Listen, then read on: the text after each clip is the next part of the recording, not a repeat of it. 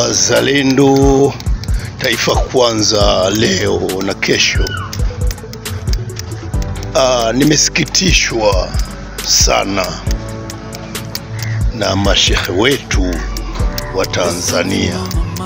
Pia ninasikitishwa na wachungaji wetu wa Tanzania. Hivi mashehe wetu na wachungaji wetu, mnapokuwa mna inadi amani, kwa nini amnadi haki? Alafu kwa nini wapinzani nchi hii wanaonekana kwamba ni wanasiasa au ni vyama korofi hivi? Kwa mfano, kama vyama vya upinzani vingekuwa hakuna, iki chama cha CCM kilichopo madarakani kingetufanyeje? Japokuwa na kusema kote kule, kutaja Zitto Kabwe kule Zakiem alitaja ubovu wa ndege na utaratibu mbaya wa kuendesha ndege. Wakatokeza watu wakampinga Zitto Kabwe, wakapinga kile kilichosemwa kule kuhusu shirika la ndege ATCL. Haya, kilichokuja kutokea baada ya Zitto Kabwe kuongea ni nini? ATCL imeingiza hasara ya shingapi? ATCL sinajiendesha kwa hasara na nchi haipati chochote kutoka ATCL. Imepata hasara ya bilioni karibia 91 point ngapi huko. Sasa viongozi wa upinzani wakisimama kwenye majukwaa kusema haya juu ya utaratibu mbovu unaongozwa na serikali yetu, wanaonekana viongozi wa upinzani, hasa sisi wapinzani, ni watu wa ajabu. Hatutaki amani ya nchi. Kwani nani kawaambia wananchi washike bunduki? Hakuna kiongozi yoyote, si Zitto Kabwe, si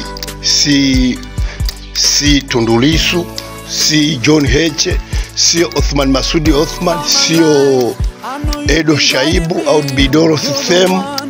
Hakuna kiongozi yote ashakaa kwenye jukwaa akawaambia Watanzania shikeni bunduki twendeni.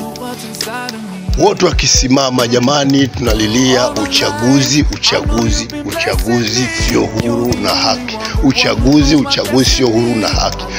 Wachungaji pamoja na mashehe, nyie wenyewe mmejionea kabisa uchaguzi uliofanyika hapa karibuni muda uliopita, uchaguzi wa serikali za mitaa.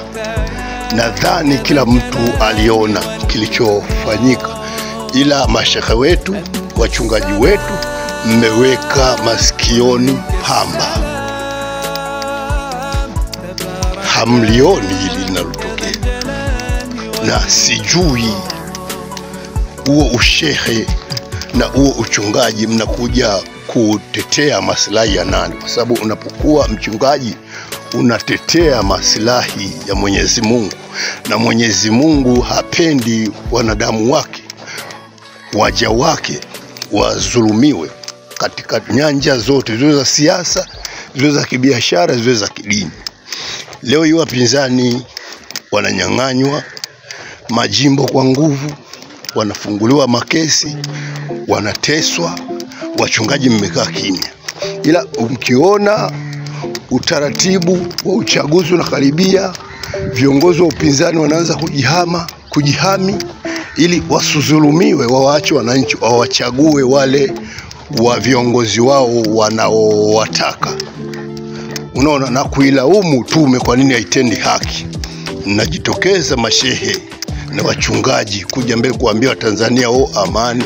Amani bila haki haiwezi ikapatikana.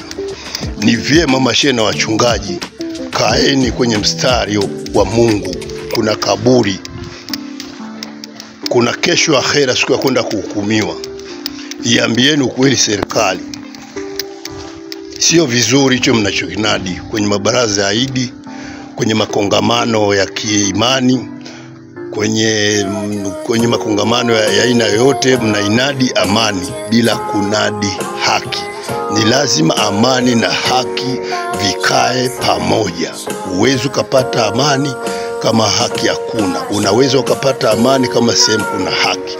Na viongozi wa upinzani hawanadi vita, wananadi lazima Watanzania wajitambue, serikali itende haki panapokuwa na jambo lolote la kugombania viti hivi vya uchaguzi. Kila mtu apewe kiti chake au apewe viti vyao kulingana na uchaguzi uliofanyika. Sio kumtangaza mtu ambaye hajachaguliwa. Hata nchi haiwezi ikabarikiwa na Mungu. Wachungaji na mashehe, muogopeni Mungu. Watanzania tuna akili. Bombo Kiborema Ndevu Kisabo, mtoto wa mvuvi kutoka kijiji cha Kagongo ya Baharini. Niko ndani ya msitu wangu nikishusha nondo na vina.